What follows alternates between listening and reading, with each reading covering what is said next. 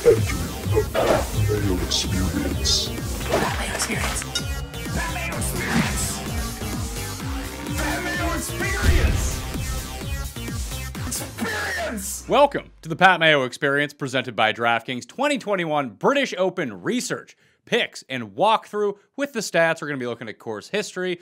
Well, not so much course history as tournament history at the Open Championship, plus a little bit of a look at the Scottish Open this week to see who could be propelling themselves to at least some cheap prices on DraftKings and in the betting market that we really want to go target and go after this week, plus a walkthrough of FantasyNational.com. If you have not joined FantasyNational.com yet, shame on you, but you can rectify that right now. FantasyNational.com/Mayo gets you 20% off and full access on any membership to the most customizable stat database on the planet, all of the tools, everything you need to feel like you are the most prepared that you can be.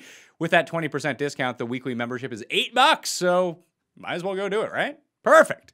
Also, playing the Listeners League link on DraftKings. It's filling rather quickly already, and the show has only been out one day for the DraftKings picks with Raza. Go back in time and watch that, by the way. But that's down in the description, as is the newsletter, as is the review giveaway. If you sub to the free newsletter, there'll be cash giveaways in that as well. Or you leave a 5-star review on the Pat Mayo Experience audio podcast with your Twitter handle or email address in that review. You are in a draw for the giant cash giveaways this week. In all, I'll be giving away around $1,500. So why wouldn't you want some tickets? Why wouldn't you want some cash? Spend the 28 seconds to do both, and hey, you're helping us out at the same time, just like you can do if you smash the like button to the episode. And in the comment section, give me your favorite old man who's playing in this field that you think can actually rival. Pull a Darren Clark in 2021, a decade later, who can win sometime in their early to mid 40s that you think actually has a chance this week. Going into the field and looking at everything, there's a few notes that you should take away where we have the WDs. So a couple guys just are not playing. Matthew Wolff is the latest to say that he is not going to be playing in the British Open. He is going to be replaced in the field by Andy Sullivan, the Spaceman. So we have another Brit, another short-hitting Brit with links experience to add into the field. The entire DraftKings pricing will be updated, I'm guessing, by Monday evening, potentially even earlier than that, because once you factor in the 3 qualifiers from the Scottish Open, if anyone qualifies from the John Deere, they still have to remove Sung Jae Im, Siwoo Kim, and Kevin Na from the field, add in the Martin Keimers and whoever the hell else replaced the rest of them, and we'll get a full field update on Monday morning, Monday afternoon, or Monday evening. I can't vouch for how quickly this is going to work with DraftKings, because sometimes you just never know. Like 2 weeks ago when they didn't release odds till like 24 hours after everyone else, then the next week for the John Deere, boom, they're the first ones on the market with odds. So it kind of wavers in either direction from time to time, but if you just check, and we'll update the entire slate on Fantasy National as well once DraftKings makes their update on that, as we'll update the odds for the British Open as well, if that's the category that you like to sort by on Fantasy National, to go look at everything. But those are the withdrawals from the field. Other than that, when we speak about the field, we're talking about 156 players. The top 70 in ties are going to make the cut this time around. So it's like the PGA Championship in that way. So just, slightly more, say a slightly higher percentage is going to make the cut than your average run-of-the-mill PGA Tour event.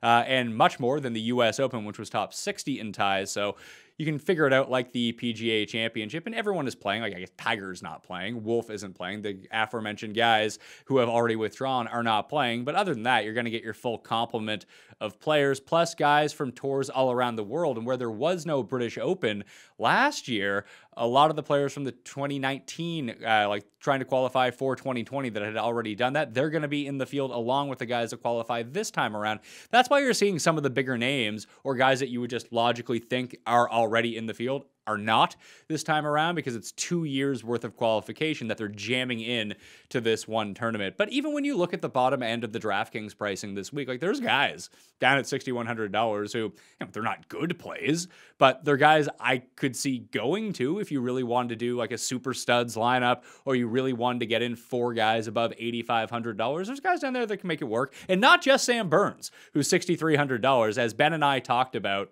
on the DraftKings show. Daniel Berger and Sam Sam Burns are probably the most egregiously priced players in the DraftKings player pool for the Open Championship. Berger comes in at $7,400. Sam Burns is $6,300. And that's not to say that these guys are going to be good or they're going to make the cut. It's just when you look at their typical DraftKings performance, the quality of player that they are, and where they are normally priced, around the names where they're normally priced. Like, I know it's a different tournament. Berger is he goes from $11,000 to 74. Like, he's not going to win the John Deere Classic, at least I don't think, unless barring like a 57 on Sunday, probably not going to win in the Quad Cities. But that's such a substantial drop where like he is far and away the best player in one tournament. Then you bring him into another tournament, you would just expect him to be $8,000, $8,400. Like if you put Daniel Berger at $8,400 around Scotty Scheffler and Adam Scott, the guys that he is normally around, or even Will Zalatoris, like you wouldn't bat an eye. You'd be like, oh yeah, that's properly priced, and you get them for like $1,200 to $1,000 cheaper than you're thinking in your mind. Like, yeah, that sounds like a great value. And it's the same thing with Sam Burns. Not that people love Sam Burns at this event. However, you would expect him to be $7,200, $7,300 along the lines of Christian Bezuidenhout or Brendan Grace, like those types of players. Ian Poulter in the low sevens, and all of a sudden he's $6,300.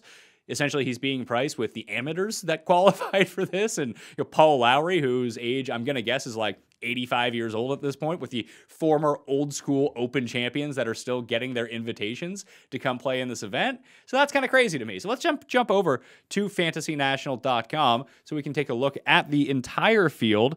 And you can see I have the stars next to the name of the plays that we gave out on the DraftKings preview show. Again, highly recommend you go download that. You go you subscribe to Mayo Media Network. Oh, and if Fantasy National is something that you really enjoy for golf research, you're going to love runthesims.com, which is a new football site that I've co-founded with Justin Freeman that uses a lot of the same principles of there's no picks on the site. It's all research. It's completely free to use right now, too. So if you want to do some research for fantasy football, for DraftKings football, for gambling on football, you can get a sense of all the tools. And the season-long stuff will remain free for the entire year. Not going to charge for that. But when you talk about like optimizers and simulators and other things of that nature, plus all of the stats are fully customizable over there, you can find that link in the description if you want to go check it out. I highly recommend, hey, just go sign up for the site. Like it's completely free, like I said, and just go give it a test drive. If football and football betting or football DraftKings is something that you're big on, runthesims.com. If you use /Mayo,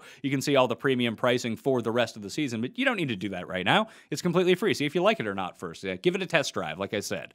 When we look at the field, outside of those two guys, like I mentioned, you can see, and I don't know what I'm going to be doing with Berger as of yet at $7,400. Like even over the past 50 rounds, as you can see, he's 7th in strokes gained total in this field. Berger is less than Matthew Wolff, who just withdrew. Obviously, we don't know that yet in terms of us putting everything in. That just seems so strange to me. Or like Sungjae, who's just not playing all that well, versus someone like Berger, who has 2 wins since the COVID restart. I just found that to be quite surprising. And when we take a look at Sam Burns, he's down here. Like, I like Scrivener. He ended up just shitting the bed coming home at the Scottish Open to miss the cut. He'd been playing some good golf before that. But like Langer and Els, yeah, those guys could make the cut, but they're like 50 and 60 years old. Like Burns just won the Valspar. He's a good player. He's been in contention a lot. 29th in total strokes gained of any player in this field over the past 50 rounds. And even when we shrink that down a little bit more, like Chris Kirk seems like someone who's a bit underpriced. Now, I will say that on Fantasy National, this is just drawing from majors, WGCs, and the PGA Tour. There is no European Tour, Sunshine Tour, Challenger Tour, Japanese Tour. So some of the European players and international players who do not play regularly on the PGA Tour are underrepresented in this because A, the fields where they're playing really well in are not being represented. And they're much weaker fields, mind you, at the same time. But when you see someone like Kanaya, like he's playing essentially in the best tournaments possible. So he's getting stuff from Memorial, the PGA Championship, Sony, Zozo, which is equivalent to a WGC field, the US Open, the Open Championship. And he's just a much better player than these results actually show. At least in my mind, he is. I think that he's going to be a really good player for a young, like he's a great young Japanese talent. Now, I don't know if he's more Hideki or more Ryo Ishikawa when we think about highly touted prospects coming out of Japan. He's probably somewhere in between, and he's still at the infancy of his career. But if you go to like official worldgolfrankings.com, you can find like a deeper dive on some of these international players. Oh, the general, Richard T. Lee. I think he's Canadian. For Chan Kim, he's down here as well. Who are other guys who kind of pop off towards the bottom? The glove, Taylor Gooch. I don't know if I'd necessarily go there. Hoffman's going to be a really interesting one to deal with. And I only say that because when I was going through all of the stats, and you can go to tournament history at the top, and we can call this Open Championship history. And we just sort by, these are the last 5 years that we're seeing right here. Not good strokes gained data from this. We tried to parse it last time, but as you can see, everything got lumped into tee and approach, so I wouldn't use that. Everyone in the field was just a neutral around the greens and putting. That's not actually how it was done. Strokes gained total actually rates out perfectly when it comes down to this, because that's just very easy to calculate at any tournament. But the strokes gained data for the 2019 Open Championship were just not parsed correctly. So that's something that you should be cognizant of if you're going to go look at that this week.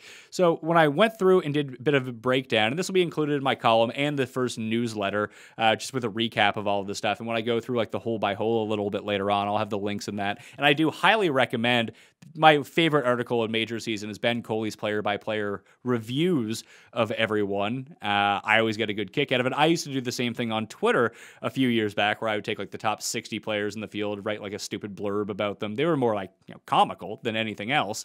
But Ben kind of stole the thunder on that and did it properly. And then I was just like having a glass of wine on a Tuesday night, and I was like, you know what? I don't feel like randomly working for 4 hours. That I just don't have to. Maybe I'll try to bring it back if I got some time this week, but we'll see how that ends up going. There are 3 players in the 5 Open Championships who have come inside the top 10 3 times of those 5 years. You can see Jordan Spieth with a 9th, a 1st, and a 4th. He is my pick to win this event, by the way. When I look at the skills that we go through, we'll talk about skill sets in a second and how we can properly model this potentially, or what you can research on Fantasy National to find it. But I think that, like the Open Championship, there is just sort of an eye test element that you want to go through. And this is not played at the same course every single year. We know that, but Royal St. George's tends to be on the harder side of the Open Championship rotation. Justin Ray had a great stat that he tweeted out, that 3 times in the past 20 years have players hit fewer than 54% of greens in regulation, and twice it's happened at this course in the 2 times that it was played at this course. So you're going to have scrambling. You're going to have a bit of magic.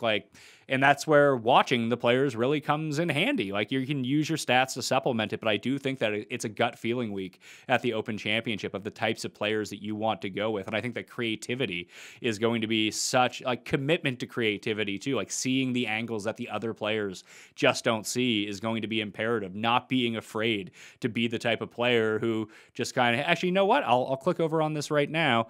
Is it this one? No, it is from the 2011 Royal St. George's. This is Thomas Bjorn in the final round, who was in contention. Another older dude who's a fantastic scrambler. Obviously a good player in his own right. And you can just see you can't really control the spin. You got to play up below the wind. It was so windy on Sunday. He'll hit the front of the green here, and you're not stopping. And look how hilly that green is, and with these roll-off areas. So if we pause it, you can see, like in this area, the Keimers of the world are going to be very happy. The Stuart Sinks of the world are going to be very happy. There are places you can putt from off the green on this course, and that's just another dimension that you're going to go through here when you go around Royal St. George's. And we can see more of it, and just look at that. Just look right up here. All of the fairways are essentially like this. They're a bit wider this time around, but just look at all of the undulations in this fairway. You hit the fairway, it's no guarantee that you're landing in the fairway at this course. So you're going to be playing a lot from these weird uphill and downhill lies. In a weird way, it's a lot like Kapalua and the John Deere Classic and Augusta in that sense, where you're just not going to find a flat lie on the course. But look at some of these devastating bunkers. We scroll through it a little bit more. This Derek Clark's putt, just up one level and then downhill onto another. Like, being able to control those speeds is going to be so difficult, especially if the wind can get up to like 25 miles per hour, which we're going to see here. Here's Dustin probably missing putts. Oh, here's old Jimenez. See, another old dude who's just randomly in contention. Not in contention. He wasn't up there with all the leaders, but he's having a really good round. Someone like Chuck Schwartzel is someone I could see potentially going to here. Let's try to see if we can find a drive from someone. Get Clark out of here. Jimenez wrapping it up. Dustin missing putts, because that's what he's going to do on the final day before he puts it out of bounds. just kind of scroll through here, and we get a good sense just walking from hole to hole here. You can see Clark with his like little mini waddle going from course to course. But just when you get an overview of Royal St. George's, it's like a fucking field. That's all it really is. So you can find all of this on the Open Champion or just the Opens YouTube page. And as we go through it, I think that's Louis, isn't it? Of all people that we can see here. I think this is the Sky Sport. Yeah, it was Louis. Good for him. Did not have a great go about it. Now, and here's Phil. You can see the wind is picking up. Phil was 5 under on the front 9. So, okay, let's take a look at Darren Clark's swing here and just watch what kind of trickles out onto the fairway. He's keeping it super low. He's got it a bit more back in his stance, and anyone would actually have a driver, and that's how you have to play it at these courses, being able to adapt like that. Now he's just in the middle of some hill on a field. If you're not used to these links conditions or don't have the type of game where you can kind of scramble out of that, it's just going to be so difficult. And you're going to make some gigantic numbers on this course. Just look at these bunkers. Jason Kokrak gets in that bunker. He's never getting out. That's impossible. He couldn't get out of the Colonial bunkers. He's going to get out of those things? Not a chance. Then we're going to see Dustin coming up with this like shaky handy cam. I guess Paul Greengrass was directing this one. You can see the wind is picking up. There's blind shots everywhere on this course, and just look how hilly it is. And Dustin's going to try to cut everything off, and maybe I can't remember which hole this is.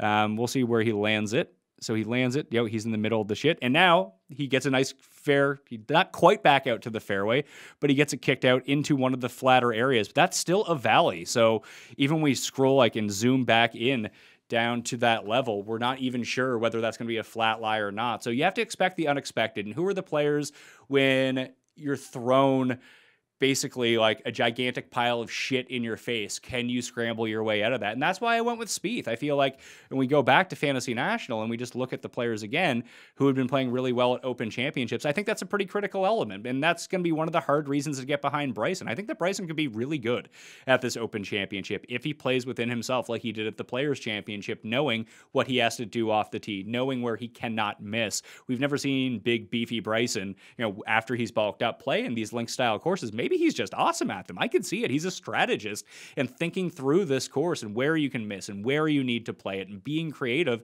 People don't really think about that in terms of Bryson, but I truly believe he is that type of player.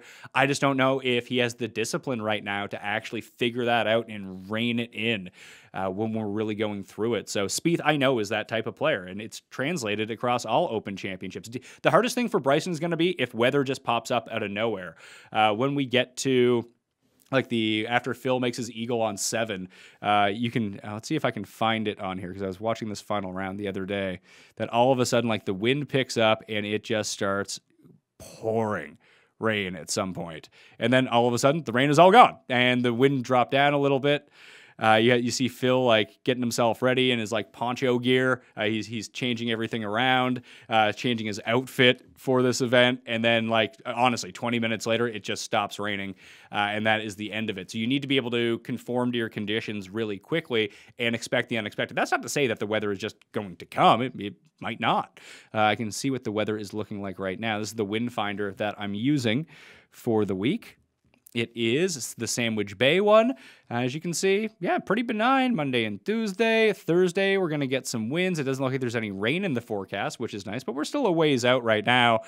Gusts up to 13 throughout the day. That's not so bad. We get gusts pretty high in the morning, 15 or 17 and 15 once the guys are on the course. Saturday, it's a bit down. But when I checked this out yesterday, it showed Thursday as max 5-mile-per-hour winds. So now it's picking up a little bit, and it looks relatively benign on Sunday as well, with no rain in the forecast whatsoever. I would have problems really trusting this too much as we go through it. You want to check back Wednesday right before lock and see what it's doing Thursday morning. That's another thing that Ben and I talk through when you try to trust the weather. Trying to find a split and even a micro split in some of these waves could be completely advantageous, but I think by trying to check the radar, trying to check the rain, trying to check the wind, you can only see what's in front of you for basically the next 8 to 10 hours and hope that you get lucky that it's accurate. Trying to project into Friday afternoon, even from Thursday morning, is just going to be incredibly difficult. So I would watch out for that. So Spieth is one of the guys with 3 top 10s in the past 5 years. The other ones are Rory and Brooks. So the players with at least 2 top 20 finishes in the past 3 Open Championships. You have Spieth, Rory, Brooks, the 3 guys with the top 10s. Stenson, Zach Johnson, Justin Rose, Finau, Molinari, Eric Van Rooyen, Matt Kuchar, Alex Noren, Xander Schauffele, and Charlie Hoffman. And players who have made the cut in every appearance in the past 5 years and a minimum of 3 starts in British Opens. Spieth, Stenson, Rose, Finau, Brooks, Noren, Ricky, Cooch, Webb Simpson, Danny Willett, Xander Schauffele, and Lee Westwood. Cantley, EVR, and Harris English are 2 for 2 in cuts over that time. English's are not the past 2 years. They actually come from 2016 and 2015. Not great finishes, but I do like him this week. I think that he kind of has sort of a British Open game. Like Kevin Kisner is an American who I would say, just from my gut feeling, has more of an Open Championship game. Just, you're not going to, like the Bombers. Listen, if the weather stays down, the Bombers can go at some of these greens, but if you're not going to hit that many greens in regulation, you got to be able to scramble your way out of the shit. And that's not always the easiest thing to do for some of the guys that are just not used to playing from certain directions. I would actually take a look at, and maybe this is like, I think Spieth, Stenson, Rose, and Rory. What are these guys good at? So those are the top 5 players in Open Championships over the past 5 years, cumulatively. Like, and we talk about strokes gained total over those 5 years, the summation of them. These are your top 5 guys. I just think that these are all players who are really good from 100 yards and in, because eventually you're not going to hit the fairway. You're going to end up in the fescue, and you're going to have to play out sideways or try to advance it 4 feet in front of you just to get it back. Like, you're not going to... What Bryson did at the U.S. Open a few years back at Winged Foot is just not going to be possible out of some of these weird fescue lies that you're going to have at the British Open, especially at this course, where there are certain patches where it's essentially death if you go into it. Now, maybe you can get out and advance it, but then you're just going to be left with a lot of 88-yard third shots into par 4s where you need to get it up and down, or 64 yards out. And when I think of Spieth, Stenson, Zach Johnson, like that's where those guys are really good. Guys that are forced to lay up on par 3s a lot of the time to get to their proper distance at some of the longer courses.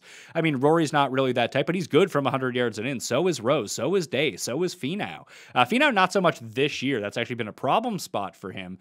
But when I think about these guys historically, and even you see like Molinari, Mickelson, Noren, Ricky, Cooch, Reed, Webb. That's what these guys are really good at, are those like 110-yard shots, 70-yard shots, knocking it down if they have to, having to roll it up. Like, I think there's a reason that why you see these guys year after year do really well at Open Championships. And at least I know where we've seen all of these players that I'm talking about have modicums of success, or at least a modicum of success, and multiple ones at certain points in the Open Championship, that I know that they can do these things and that they're willing to adapt their games a little bit. Whatever the worst players are. I didn't even look at that. Yeah, not shocking. Duval, Daly, Hamilton, Darren Clark. Billy Horschel hates this tournament, apparently.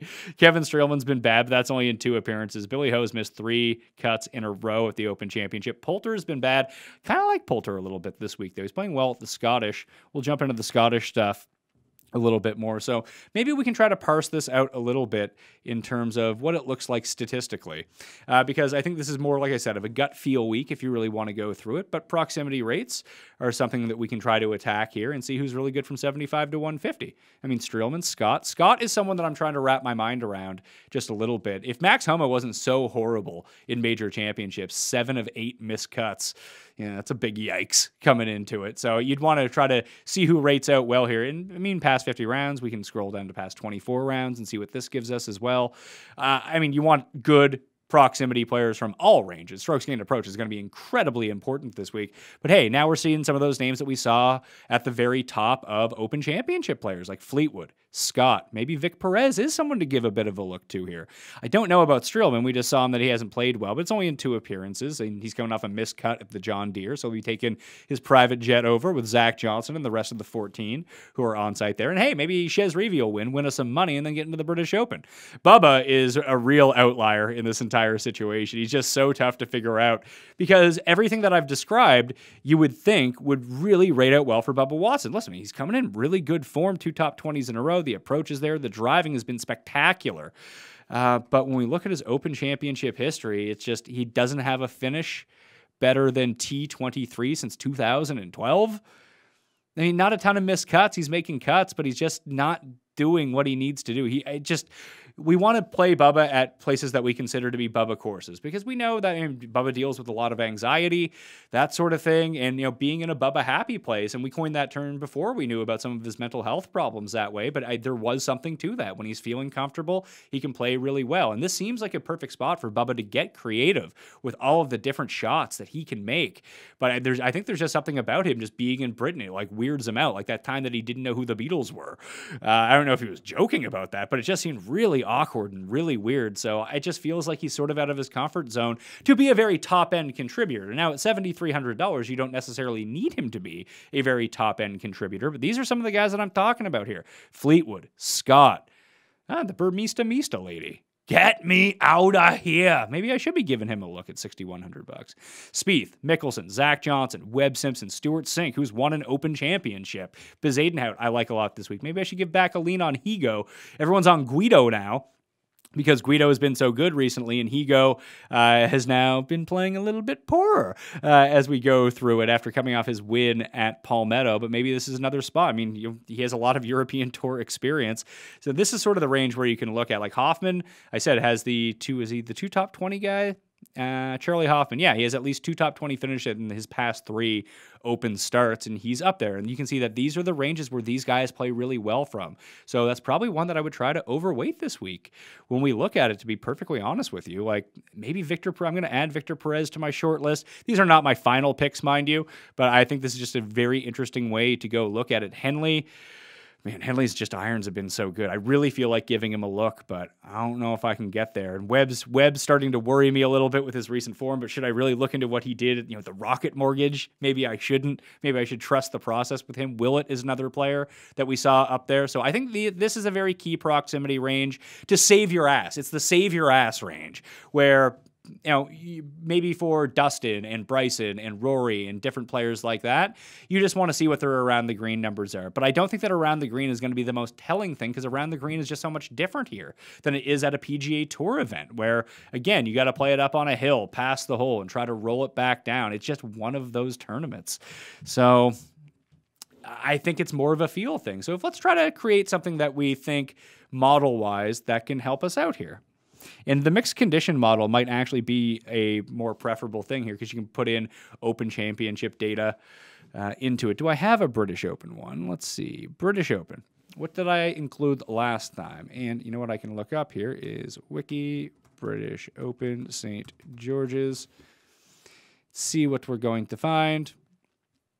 I am not exactly sure where this is going to lie for the British Open this time in terms of scorecard. The Open Championship. We want to find the Open Championship 2012. I found that Wikipedia probably is the best source for this, weirdly enough, because I checked the PGA Tour media site. It says that the yardage is 72.09. It's saying here it's 71.89. The Open Championship site says 71.11. So it all depends on what tee boxes you're using. But this is probably the scorecard, at least until they release the official one that we should be looking for. So you're going to see 1, 2, 3, 4, 5, 6, 7, 8 par 4s that fall in that 400 to 450 window. Now, the difficult thing to figure out is, we already have that in there, so that's nice. The difficult thing to figure out is if the wind is in your face, those are going to play like 550-yard par 4s. The wind is behind you. Some of them are going to be drivable. So 450 to 400 to 450 might not be the greatest baseline to look at, but at the same time, I think it is something that, if there's going to be that many holes falling in that range, we can kind of figure that out. There's also 2 par 4s, like 225 plus. So I'm going to add that in as well. And the key proximity range being that 75 to 100, at least in my mind, what I think is going to be the most telling. I'm going to get rid of driving distance. I'll keep opportunities gained in, and that'll be more of a benign condition stat that we can look at. So approach over off the tee, and off the tee, instead of driving distance, I'll include, although if you look past Darren Clarke at the very top of the leaderboard last time in 2012, like there's a lot of bombers at the top of that leaderboard. Just Darren Clarke wasn't. And, you can scale. It's a lot easier for some of these top-end guys to scale it back off the tee rather than the Molinaris of the world who really still need to juice it up with the driver to retain their accuracy, the Ryan Moore types, where someone like Dustin you can put a 4-iron in his hand, he can hit the fairway a lot of the time and still have the same distance as those guys with the driver. So that's something to be cognizant of too when we're looking for it. That's why I say strokes gained off the tee, probably more telling than either fairways gained or driving distance this week. And as you saw from the tournament, like when we look at these fairways, you saw Dustin can kind of roll it up to wherever he needs to go and hit it somewhere off in the middle of nowhere and potentially roll back into the fairway. Hey, there's Ricky. Good for you, Rick. Let's see. So let's see what Ricky's up to here. Let's see if he can hit the fairway on this one, or if it's one of these ones that hits the fairway and just rolls off into the great abyss. When we get into the hole by hole a little bit, let's see. Oh no, he's just in the shit. That's not gonna go well. What are we doing here, Phil? Let's see, Phil's tee shot. Yeah, look at this giant. It's just like in the middle of a cow field. Like this is something you would see in like the middle of Iowa, but with the most devastating winds that you could possibly ever find. What's Phil going to be doing here? He's hitting driver. Where's this going to go? All right, so he hits. Oh, no, he ends up in the bunk. See, there's just so much trouble that you can get yourselves into. And they did widen the fairway just a little bit this year to potentially ease some of that pain and maybe trim back the first cut. They're hoping that there's not going to be so much roll that you're going to hit the fairway and roll into the deep, deep stuff. Just the normal stuff is what they're planning on right now. But you hit one of those hills in a really weird angle, it's just going to ricochet to God knows where. So you need to be able to adapt to that once again. So we'll go 15% strokes gained off the tee, 25% strokes gained approach. 10% is probably pretty good for 400 to 450. I'm going to make strokes gained short game 20%. That is the combination of around the green and putting. Opportunities gained, let's put that to 10%. We'll go 75 to 150. We'll call that 15%. What do we have left over here? We got 5%. And we'll go par threes 225 plus, and just see what this gives us. This is a different model than I'm used to making a lot of the time. So we can kind of check that out. What do we set it to here? We have it set to the past 50 rounds. I'm excited to see who this spits out. It's not Rahm, so that's interesting. Hoffman. Oh, good God. Charlie Hoffman, Abraham Answer, Cameron Tringali, Dustin Johnson. Oh, we got skipped on there. John Rahm, Thomas, Hatton, Spieth, Streelman, Brooks, Hovland, Burns. And so Burns is even higher in the modeling at $6,300. Guido, even in 8 rounds, still rates out pretty well. Who else from the bottom? Actually, let's just sort by salary range and see from the bottom guys that kind of stand out here. Burns at $6,300. Chris Kirk, 19th at $6,400. The Glove, 66. Youst Loudon, or the Juice Leutner, as we like to call him. Mr. Perm himself, 54th. Chuck Hoffman, first at $6,700. Tringali and Streelman, both inside the top 10. It's probably a bit unfair. Stuart Sink kind of jumps out to me as well as someone who could play really well at this course. Where is old Sink? Where are you at, Stumanji? He's probably not going to be there. He is 45th. Yeah. So let's see. Yeah, he's good from that range. He's good on the longer par threes. Pretty good with opportunities gained. Not the best off the tee, but he can figure that out around here. Not the best chipper, but if he gets into these situations again where he can use his putter from off the green, maybe it won't be as disastrous as the situation is. We've seen him in some harder places. When you do the mixed condition modeling, it's going to be really tough to...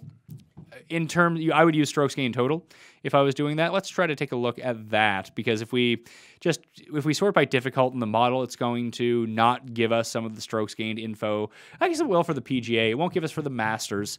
Let's just sort it by that and see what it says. We're still in past 50 rounds. Maybe that's too long of a sample to go figure out. But just with the normal setting of scoring relative to par difficult, maybe you want to set average to difficult because it's not going to be easy by any stretch. You got Rahm, Rory, Casey, Morikawa, Shez, Justin Thomas, Xander, Scotty Scheffler, Dustin, Kevin Streelman.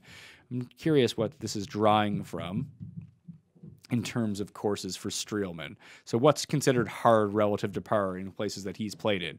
The 2021 U.S. Open, the 2021 PGA Championship, rounds 1 and 4 at the Charles Schwab played harder than average. Memorial, all 4 rounds, Wells Fargo, Honda. So these are the courses that, when we consider difficult to par, that you might want to be looking at this week. Anyone from the bottom of the list really stand out? Probably not, based on what we're trying to figure out. Kirk goes back down a little bit. He plays well at easier courses. Shez gets a bump up. Streelman gets the bump up. Charlie Hoffman goes from 1 to 28 in these conditions. Tringali still around the same level where he was at inside the top 30. Van Rooyen actually sees a big bump up on harder courses. And again, this is the past 50 rounds. Guido and Connors, 31 and 32. Kokrak and Matt Wallace are all right. They're doing a little bit better. Poulter and Henley doing a little bit better. Gary Woodland makes a huge leap. So does Christian Bezadenhout. So now we're talking a little bit. Let's try to shrink this sample size down a little bit more and say past 24 rounds on difficult courses and see if that changes up the top end and maybe some sleepers that we have a little bit. Again, when you're building your mixed condition models, I would put strokes gained total because that will take all of the ones that don't have all of your approach and proximity. It'll add in open championships to that at the same time too. So our new rank over the past 24 rounds, Casey, Kokrak, Hovland, DJ, and Streelman. Rahm, Xander, Morikawa, Tringali, and Brooks Koepka on difficult courses inside the stats that we were looking at over the past 24 rounds. Then you got like Scheffler, Louis, Spieth, Bryson, Zalatoris, Brian Harmon pops up there as well. Connors goes up even higher. Patrick Reed is making his way into the mix now. Hoffman rebounds just a little bit in terms of recent form. He's now 25th in this modeling. But again, if we're searching for sleepers, and that's really what a lot of these stats will try to tell us this week, is who can. Carlos Ortiz now sees a really big bump up. He goes to at $6,400. He is 30th over the past 24 rounds. The Gooch is 45th. Glover. So Glover actually kind of plays these pretty well. Hoffman is 25th. Damon is now 31st. Griot, 34th. Streelman and Tringali inside the top 10. And just, I can't imagine playing those guys, but the numbers are saying do it. Kokrak, Guido, Connors, Harmon all now popping up. Bezadenhout going up a little bit of a level once again at the same time. Bezadenhout really good from that key proximity range on the harder courses. Good on the longer par fives. You know, he's shit off the tee, but if he can hit fairways, all of a sudden he can just, even if he was 63rd in approach, you see him on these shorter par fours. The short game is immaculate. The wedges are immaculate, especially like you're 60 degrees coming into some of these greens. And he has that links experience as well, like I talked about. And Zalatoris, Casey. So that's what I'm kind of looking for in terms of the overall modeling. If we go hole by hole, and if you do want to, you can search anything you want, like I said, on fantasynational.com. So fantasynational.com/Mayo gets you that 20% off if you want to search everything, or if there's something that you saw on my screen, you're like, oh shit, Pat didn't even see that, but I saw it, and I want to go research that a little bit more. Having the membership, pretty good idea to have at that point. So this is a link that I'm going to throw into my newsletter and probably in my column coming up. It's from Today's Golfer. Our 18-hole course guide to Royal St. George's. I'm not going to go through the entire thing, but I thought there were some pretty cool quotes in it as well. This is from Rory. It's just one of those golf courses where if you get aggressive with it, you can end up looking very silly. Said 4-time major winner and 2004 Open champion, Rory McIlroy. But it has a bit of insight from this guy. Oh boy, here we go. When this guy is taking care of your course, I thought he was having a cig, but he's not. So in 2018, we had a drought, so the fairways were almost half bare. We lost a lot of grass and ran out of water. Spent the last 2 years getting the course back in shape. The yardage is actually going to be shorter than it was in 2011. I've made all the, this is the course superintendent at Royal St. George's, by the way. I've made all the greens bigger by miles and brought them a lot forward. The fairways are slightly wider, and we've tried to make it so if you hit the fairway, you should hang into the semi-rough at worst case, not go into the thick rough. So generous out there. We've also added one bunker and taken others out, but I suppose the big change is number 4. We took the sleepers out on the 4th to make it look more natural. It looks completely different, but it's still the same height. Number 5 was the one that the guys were driving in the final round, and 7 is the par 5 that is super easy on the front 9. There's another par 5 on the back, which is one of the hardest par 5s in major championships. So that's no eagle hole, put it that way. They've moved some tees around, and I thought this was a really interesting quote depending on the wind. As a result, with moving tees, there could be some unusual yardages in par 4s, which will become drivable. Off the top of my head, the 2nd may be possible if it's downwind. The 5th, we've added a front tee, which wasn't there in the last Open. That was drivable sometimes in the final round anyway. The 12th is drivable for Bryson, and believe it or not, the 17th, if downwind. Luke Donald doesn't hit the ball very far, and he nearly drove the green on a practice day in 2011. So the wind is really going to determine a lot of this stuff, and some of the choices, like that could be something that I think that could, fuck around with some of the guys that are like, oh my God, these are now drivable. But just look at these greens. Like if you look like right here, you miss this, like going for it. And like you're here or here or here or here or here. You're death. I think it's a par 3, but that kind of goes not as a part of a drivable par 4. But if the guys, this is the par 3. Yeah, the par 3 hole at Royal St. George's that ended Thomas Bjorn's Open Championship hopes.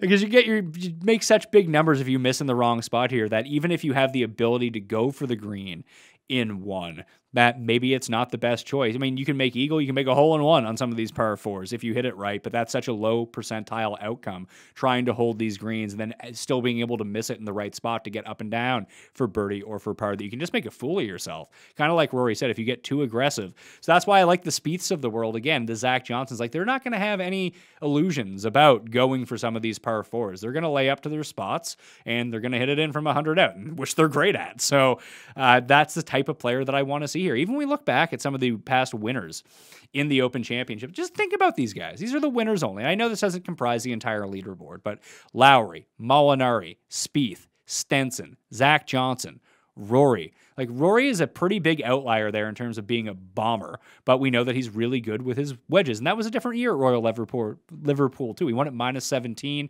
It was a complete shootout. Stenson and Phil, the year that they were out there, like they are great wedge players and they got the best possible draw. ZJ won at St. Andrews. And, Day was in the mix. Louis was in the mix. Leishman, Spieth was there as well.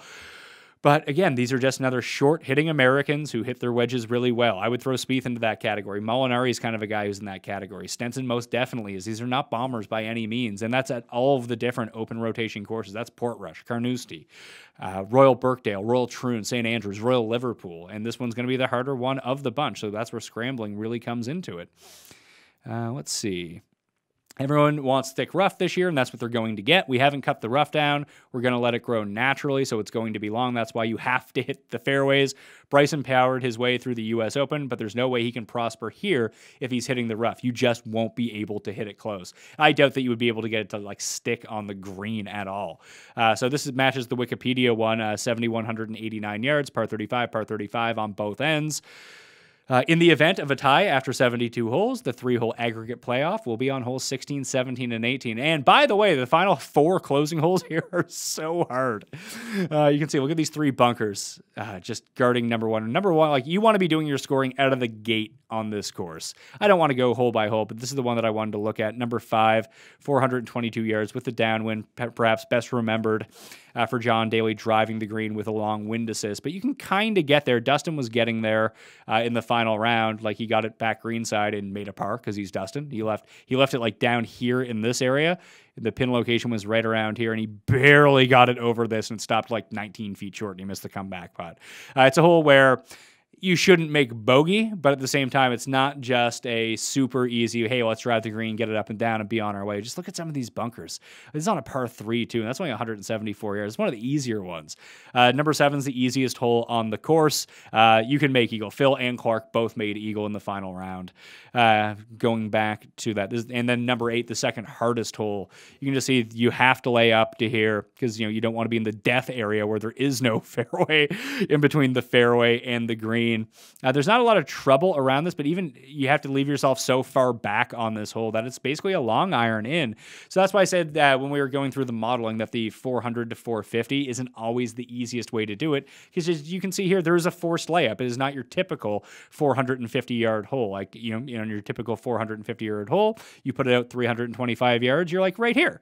And then you have like a wedge in for like $125 or something like that. Now guys are going to be focusing on putting it like right here and making sure that these bunkers are not in play. You don't want to go up in the rolling fields up to the left. That's what makes this so long. You can even see the undulation on just this weird graphic right here. So you can take a bad bounce off of this. This is your primary area in this little valley right here, unless you want to get it to stick up here, but now you're tempting fate trying to get the terrible lie. So you're going to see a lot of balls just kind of careen into here, stop, and you're going to have your flat lie. But again, that's like 190 away from probably where the pin is going to be cut. So it's a pretty difficult hole, and the wind was in their faces on that. So it made it like a 225-yard shot. They were double clubbing and still not getting there, trying to keep it down. So that's just sort of the impact that you can see. So again, I'll provide the link to this in my newsletter. Join it in the description. If you join the newsletter right now, or if you have previously joined the newsletter, you're in the draw for some of those cash giveaways too.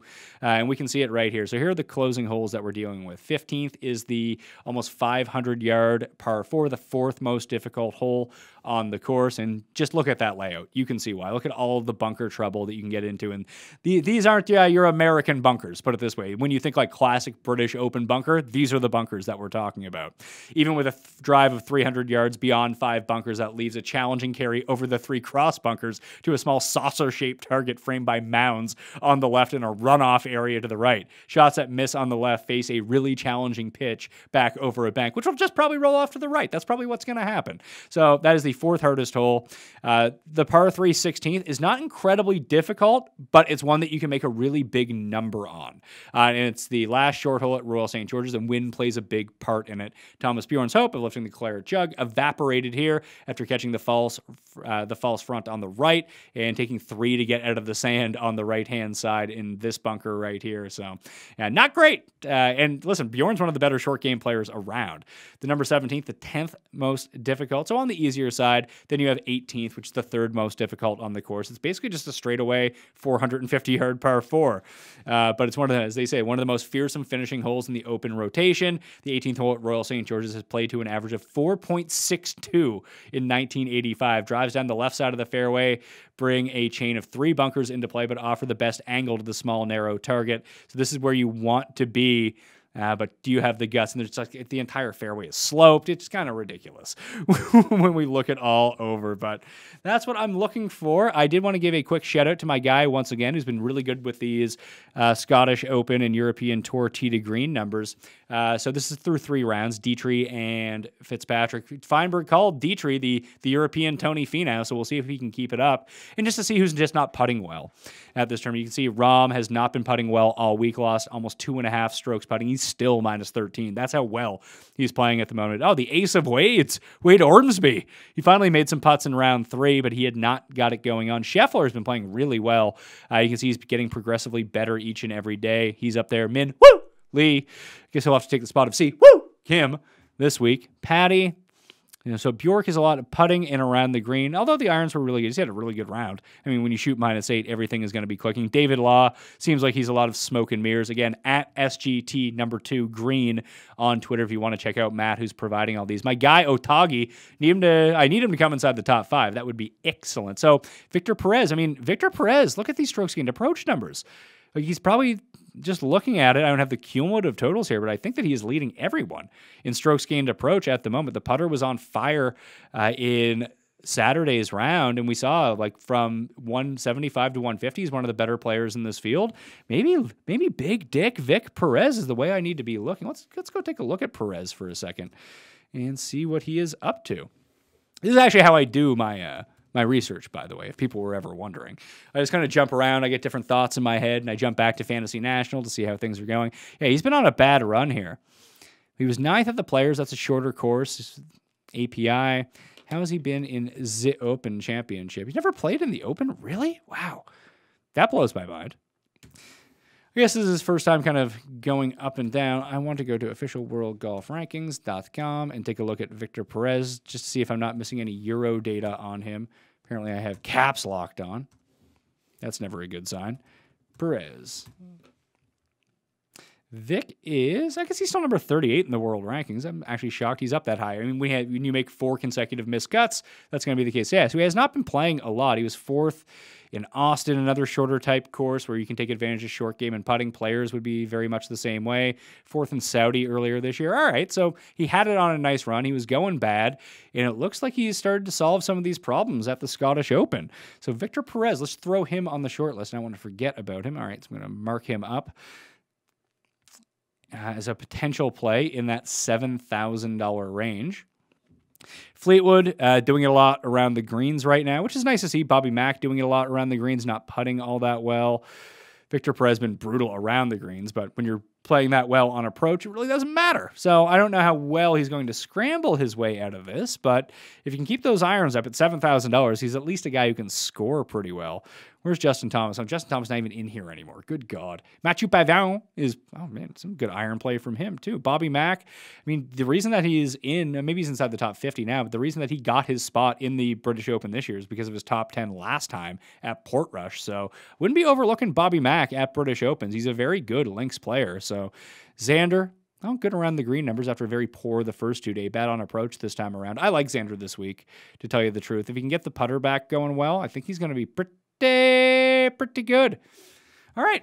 I think that's good for the research portion of this. Again, you can just dig in on fantasynational.com/Mayo for that discount for more stuff. And I'll have these links provided in my column on DK Playbook and in the Mayo Media newsletter, which should come out Monday, Tuesday, and Wednesday evenings. Maybe I'll just make it Monday and Wednesday this time around so I don't overload you with too much stuff. But that's what I wanted to dig into. I really think this is a gut feel week. I think I found some nice sleepers potentially with the key stats that I was looking for from Fantasy National. I'm going to try to weave that into what I see as relevant British Open history, and what I see as relevant may not be what you see as relevant. So you can change it up however you want. But I hope this helped, trying to walk through everyone and see some of the sleeper type plays, where I'm looking for my research, how I'm using the tools. That's the whole point of these walkthroughs, to give you a better sense of how you can go do your own, like people you see on conspiracy message boards. Do your own research.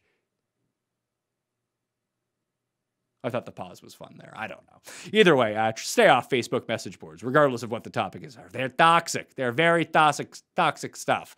It's like being on like Pornhub message boards. You probably don't want to be reading those either. YouTube's bad enough, but you friends have been so good in the comment section. Maybe give me some of your picks down there as well, and give me some strategy tips. If you're from the area and you have some local knowledge, be free to pass it on. Dump it in that comment section below this video so other people can figure it out as well. Remember to smash the like and sub to the channel. The giveaways is joining the newsletter and rating and reviewing the audio podcast. You can find both those links down in the description as well. Like I said, if you like doing your research for golf, for football, check out runthesims.com/Mayo if you want to see the pricing discounts, but it is free right now for the month of July. So just make a free account and boom, you're into it. All right. Thank you all for watching. Join the Listeners League link, and I'll be back on Monday with Feinberg to make some bets. Okay. We'll see you next time. Mayo experience! Experience!